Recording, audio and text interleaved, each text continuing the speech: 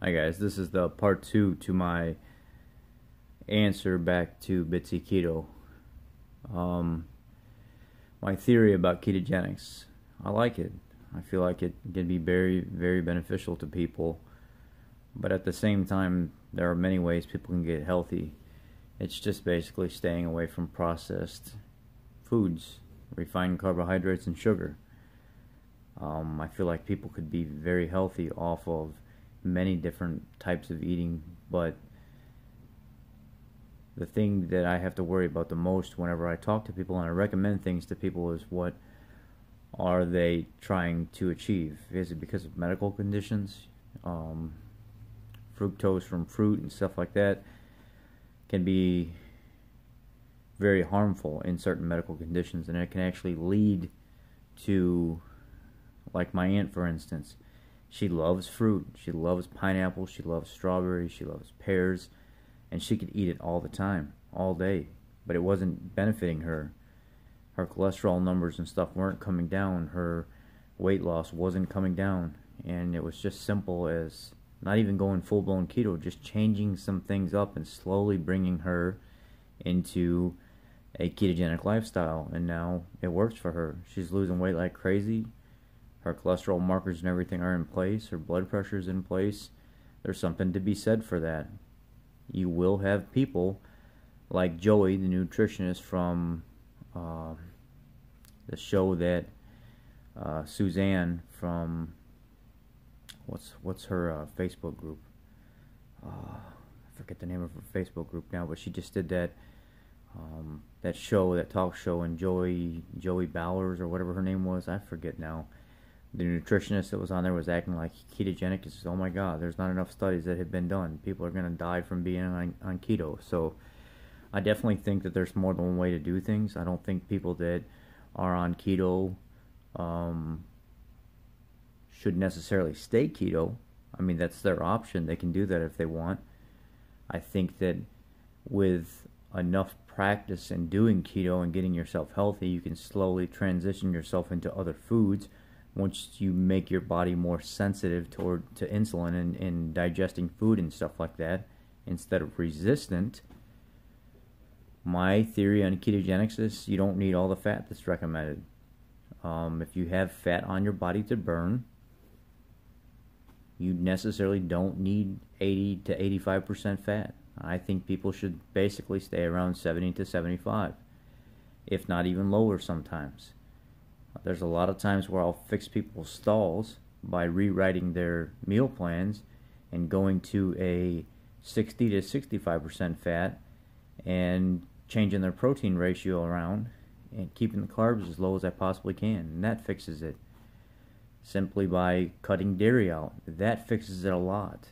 Cutting all the extra butter and coconut oil and MCT oil and stuff out of their coffee. That's not for everybody. People simply like that stuff and they lose weight off of it, and for those people I say continue to do it. But I think people went with all the recommendations by Dr. Ken Berry, by Dave Asprey, by the other, like Thomas DeLauer. If you really look into what these people are saying, they're not saying have excessive liquid dietary fat all day. That's not what they're saying. They're saying you can use it to control your appetite. Even Chris Bell, Mark Bell's brother, was doing an interview with Jimmy Moore, and they even said some ketones can be a benefit to some people. Some people it won't work for them. Chris Bell was doing an interview, and he was saying, like, in the beginning, he was doing the 2 cups of bulletproof coffee a day, and yeah, maybe that did help control his appetite, but he wasn't really losing weight that well. If you don't know who Chris Bell is, Mark Bell is like one of the best powerlifters around. And Mark Bell trained a ton of the mainstream powerlifters and stuff that we have now, and he helped make them what they are. His brother Chris Bell was also in powerlifting. They made a video called Bigger, Faster, Stronger or something like that, and it was about steroid use and stuff, and they were very open about everything. Well, Chris Bell wanted to change his lifestyle, so back in the early 90s he was actually doing a carnivorous type diet where his trainer had him do red meat and water, and he lost like 50 pounds in 6 weeks off nothing but red meat and water. And he kind of got off of it, and Then he went back to it, and at this time, that's kind of when he linked up with Sean Baker, Dr. Sean Baker, the carnivorous doctor, the pediatric surgeon that people tried to discredit because his license was taken away from him because he did things different than the way the hospital wanted him to do things. It's kind of like the gist of it. And now everybody says, oh, he's not a doctor, people shouldn't listen to him, because he had a different opinion. And Chris Bell even had like this talk with him when Sean Baker said, hey, have you ever tried the carnivorous diet? And he said, well, actually, yeah, I have. You know, I did it before you even created your version of the carnivorous diet. Like, I was doing it back in the early 90s before it was actually even a thing. And I lost a ton of weight. And I got down into 2 lower classes in my powerlifting competition, and I did fairly well. I even think he won.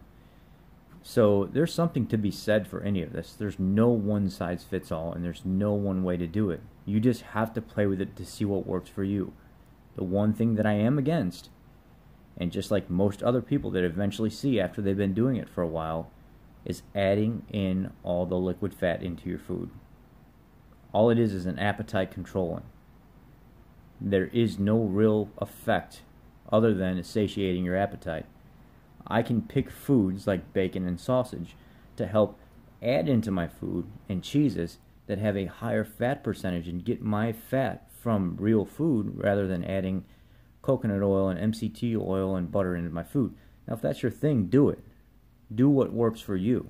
I just think that people that push it hardcore need to back off on that, because you don't understand how many people will like literally latch on to what you recommend, and they'll take it to heart, especially if it's a new person that's like open and vulnerable, and they're letting you give them information that they feel like they're going to trust coming from you.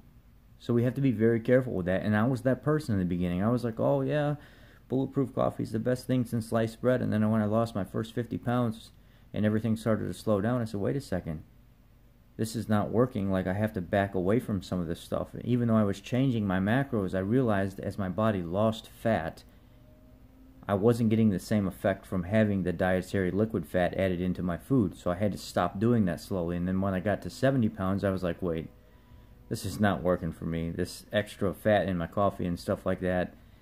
Maybe I can train myself to deal with the hunger by just simply training myself to deal with it. And in one of Chris Bell's videos, he even said, like, I did 2 to 3 cups of bulletproof coffee, and then I backed it down to 2, and then it was 1, and then I realized, wait, bone broth is like way more effective for the appetite control, because warm liquid going into your belly simply does something to where it makes you feel like you're just full, you don't want to eat. So he said what I started doing was I stopped adding the MCT oil, I stopped adding the butter and stuff into my coffee. He said I didn't think there was anything wrong with it, but it just wasn't benefiting me.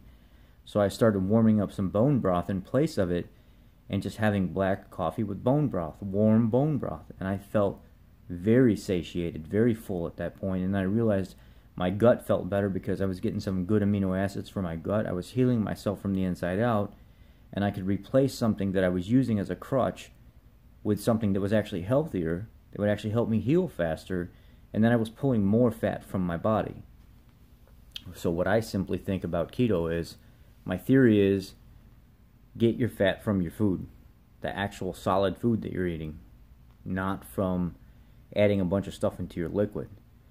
And if you're having a problem getting fat, maybe you should look into other sources that have 2 to 3 times the amount of fat as protein, and that will help you control things a little bit better, so you don't have to add the other liquid fat into your body. People are for MCT oil. They say it's the best thing since sliced bread. Well, medium chain triglycerides are phenomenal for energy. But after you do it for a while, you lose the effect of it. So in the beginning, yeah, it's going to be great. But after doing it for a couple months, you're going to be like, oh, my body's already used to it, and I don't really feel it anymore. Because that's with anything. Your body stops, your body becomes almost like it's desensitized to it. So medium chain triglycerides are the same thing that's in coconut oil. Now, if you look at videos from doctors like 3 years ago or 2 years ago, they would say, why don't you just have coconut oil, because MCTs are not necessary. Coconut oil has a long chain triglyceride added to it, and that's it. The MCT does come from coconut oil. So where you may have to digest things a little bit longer to get the effect of the energy, it's still there. You just have to be more patient, instead of MCT oil getting used as fuel immediately. I'm not trying to take that away from anybody, but another thing, you have to be careful with the MCT oil you use, because you might pick an MCT oil that has a C8 and a C10 compound, but there's no lauric acid in it. So now you're defeating the purpose of even taking MCT oil. So if you're not getting a C8, a C10, and a C12 compound in the MCT oil, you're not really getting the full effect. Some people will say, I don't want the C12 compound in my MCT oil. Well, you're taking away some of the medical benefit or the energy. Like, there's something certain, like each chain of MCT does for you. So I say, you know what? I don't have to worry about that. I don't have to keep spending all the expensive money and stuff for some small container of MCT oil. I'm just going to use coconut oil. I'm going to eat whole food. I'm going to get good quality sources of meat. I'm not going to get the bottom grade stuff, and I'm not getting grass-fed stuff. I'm going to get good stuff that I know that I've used and it works for me. I'm going to eat lots of vegetables like broccoli and spinach and asparagus, garlic, things, a prebiotic that can feed your gut. I do think that you do need some fiber. If you don't get fiber into your diet, what ends up happening is your bacteria from your small intestine starts eating the mucin wall, and it will actually travel into your large intestine. It'll start pulling nutrients from there, and it'll start populating in your large intestine, and then you'll have all kinds of problems. So a little bit of fiber from time to time. Not as much as Dr. Berg says, where it's like he says 7 to 10 cups of vegetables, which I used to push that, and I'm starting to see now that I was just doing that because I actually thought it was healthy, because I trusted somebody instead of actually doing my own research and then trying my own thing. And then when I cut it down to like 2 to 3 cups of vegetables, I realized, okay, I do have enough fiber for healthy digestion. I am getting plenty of potassium from my meat and stuff, which it's never talked about, because like 8 ounces of pork has like 800 milligrams or something, 900 milligrams of potassium. Why are those things not talked about? So I feel like there are certain things in the medical industry and stuff that we're just not being fed, and we just don't know. And then even some of you guys, when you guys do your videos, recently I heard one of you talk about, oh my God, why doesn't people say how much potassium is in our meat? Because they don't think about stuff like that. They want to push their own agenda, like Dr. Berg with the 7 to 10 ounces of vegetables, or 7 to 10 cups. It's his thing. That's what he does. I mean, obviously people are going to be pushed and geared more towards vegetables, especially if they have vegetable caplets and vegetable pills and stuff they can sell you, because they're going to make you think you need all these vegetables. Oh wait, most people can't consume 7 to 10 ounces of vegetables a day. They're not going to. Well, if you can't do that, I'll sell you this wheatgrass powder, or I'll sell you these pills that are going to make up for what you don't have. Well, I started seeing through that stuff immediately. And then I seen, you know, a Facebook group that was created by a doctor. I'm not going to say any names. And I went on there, and the guy never showed up. He was showing up like once a night or once every other night. And when he did show up, he was always referencing products that were going to fix things, instead of actually saying, look, you can do that in a ketogenic way. You don't have to do that by taking all these extra pills and ketones and all this other stuff. So I just think we need to find more people that are real and raw and give real good advice, and keep it in a whole food based way without having to push all the supplements and stuff. I mean, people have a problem digesting all the extra fat, liquid fat, and they wonder, you know, people that don't have a gallbladder that have to take ox bile salts and stuff to help with the digestion, or they have to take, you know, cod liver oil to help with some, you know, certain thyroid conditions and stuff like that. And then they wonder why, you know, is there a simpler way to do this? Well, quit consuming so much dietary fat and actually get it from your food. Then you have all that fat sitting there that's waiting to be digested. It can digest slower. Well, I started recommending that to people that didn't have a gallbladder. I said, you know, take the ox bile salts because you obviously need it, but don't have so much liquid fat and start getting more from your food. And guess what? They didn't take half the amount of ox bile salts. They were able to start digesting things better because they didn't need all the other bile that your gallbladder stores. So your liver's still going to make bile, but it may not be enough to digest all the fat that's in your intestinal tract. So if you start getting it from more whole food-based stuff that's going to be slower digested instead of liquid, well, then it cuts down on a lot of the problems that you're having when you have to digest things. So, you know, I'm not here to take anything away from anybody. I'm just here to be real. I'm here to just tell you guys what I think works and what works for me. I'm not a doctor. I'm not a nutritionist.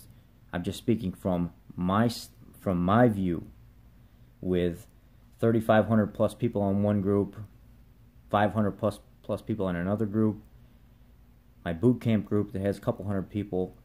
Another group has 300 or 400 people.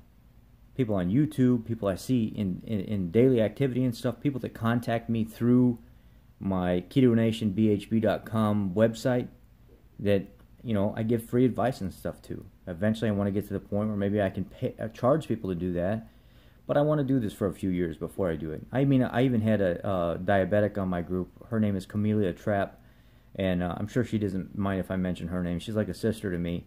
And she's a type 2 diabetic. She did everything. She lost weight and stuff like that, but she did everything. She stalled, she tried. Well, one day I said, you know what? I'm going to fix this. I'm going to tell you how to do this. I'm going to write this meal plan out for you my way. I want you to give it a shot. Please give it a shot. Follow it. Cross every T and dot every I, just like I asked you to do it. And I kind of started with a little bit of bulletproof coffee, and then the greens, and salads with just, you know, couple ounces of protein, and just maybe just a little bit of like olive oil or avocado oil added at different times. And do you know, within the first 4 or 5 days, she'd already lost a few pounds. And then when it came down like 3 or 4 weeks later, she lost 15 pounds. Because all it was having somebody sit down and write it down and try to educate her in a different way and show her a different way, because she was following the way mainstream keto had to be done. And I just saw pictures of her in her bathing suit, and there's a dramatic, like such a substantial change in her look just in the few weeks that she did it. From just having somebody sit down and say, I want you to get this more from food than actually adding all the extra fat and stuff into your coffee. And she's been on here, she's even commented before and said, you know what, Rich is right. Josh Powers, another guy in the group, stalled out for a while. He wasn't losing anything. And I said, you know what, how about cutting the nuts out? Or just cutting that bulletproof coffee in half or out in general. He's been losing weight. He's doing great. Started losing weight right away. So, I mean, I have people, and there's even more than that. There's probably a dozen other people that have popped up when I make these videos and say, you know what, I've done what this guy says, it works. But then I still have a few of you out there that you don't trust me. Or you want to continue doing it the way that you do it because that's how mainstream keto and mainstream media and stuff has engaged you to believe that you have to do that a certain way. And you really don't. I think too many people are out there latching on to what Dr. Berg says, or Thomas DeLauer says, or Dr. Ken Berry says, or Maria Emmerich says, which I love all those people. They're all very knowledgeable. Or Leanne Vogel, or Suzanne from Keto Karma, or Keto into Chaos, or whatever. You latch on to what all these people say, and you want to do it their way, and it has to be done their way, and you stress and you struggle so much trying to do it, and that's the way you want to justify why you're doing it, instead of kind of like finding your own way. Try to do it for a little while. Try to mix a couple of them up. Come up with your own way to do it. If my way doesn't work or their way doesn't work, try the next person. Try the next person. Don't stay on one for so long. You have to explore. You have to make keto your journey. I don't track anymore. I just simply don't.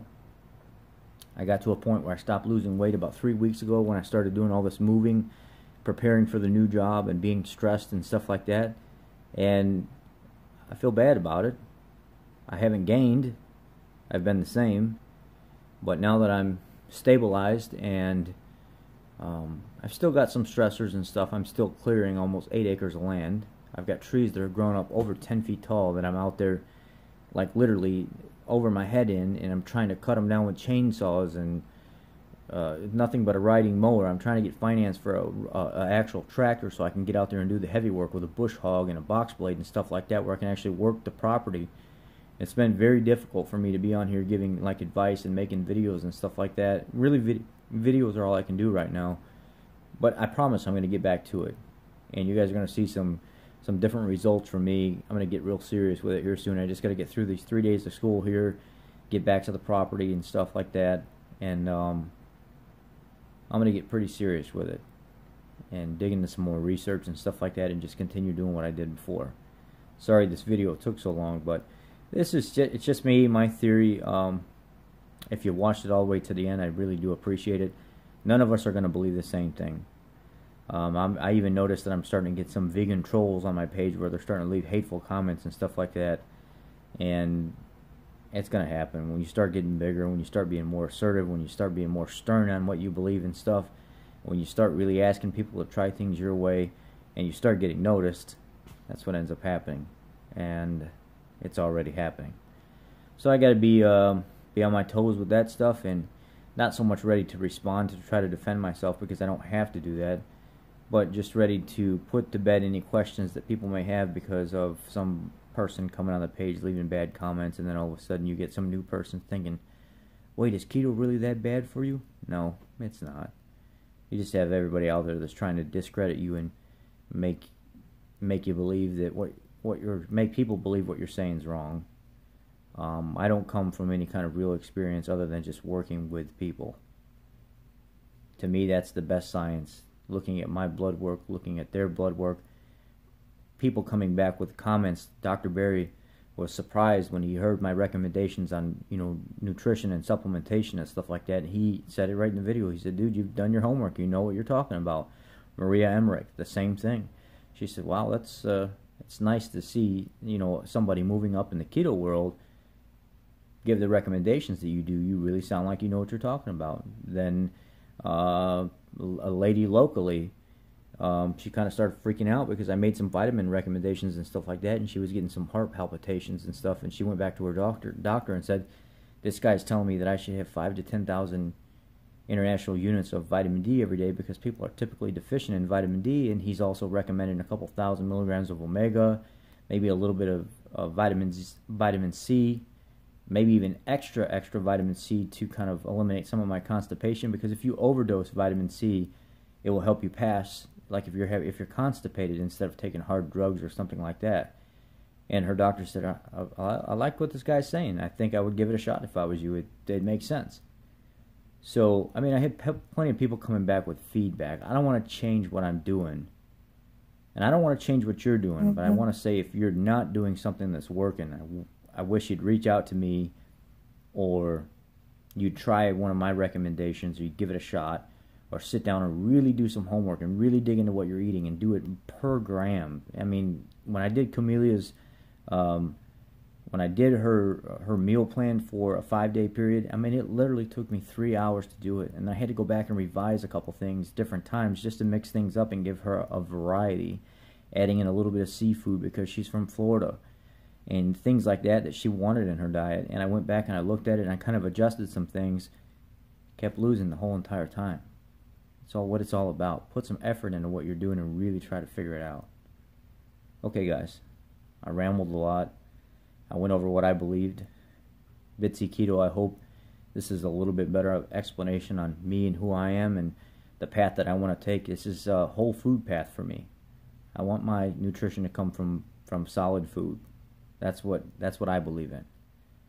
And that's what I think a lot of other people are starting to see and they believe in. And I noticed that people are changing. People from a year or two ago that believed you needed all this extra stuff, now they're starting to see, after they've been doing it a year or more, that none of it was really necessary. And people actually come forward and say, I can't believe I thought that you had to do all that, and I realize now that you really don't. And I hope everybody gets to that point, or maybe people will continue doing what works for them, and they never have to say, maybe I was wrong. And I hope you can say that. Anybody. I hope anybody can say that. But I wish you all the best, and I hope that you continue to grow in your ketogenic journey and spread as much of it as possible. And I'm always going to be here. So, thanks, guys. Thanks for watching.